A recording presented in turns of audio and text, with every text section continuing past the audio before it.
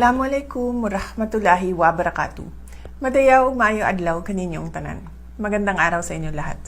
I stand in solidarity with every Filipino woman this National Women's Month. Nitong nakaraang taon, muli nating napatunayan ang lalim ng ating lakas. Women do not just survive crisis. We rebuild lives and communities. Tayo ang matatag na sandigan ng ating bansa.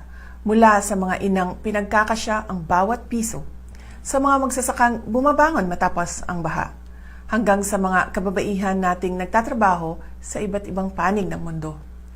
But it is time to move beyond just praising our resilience. Panahon na upang maglatag tayo ng mga sistemang tunay na susuporta sa ating lakas. We need real protection for the informal sector, climate resilient support for our farmers, and genuine access to financing for women entrepreneurs. Ang pagsuporta sa kababaihan ay hindi lamang pagpapakita ng kabutihang loob. It is a strategy for inclusive growth.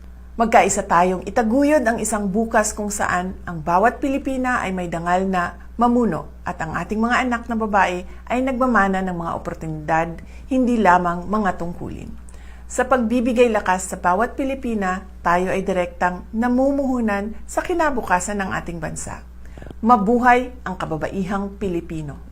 Mahalin natin ang Pilipinas para sa Diyos sa bayan at sa bawat pamilyang Pilipino. Syukran.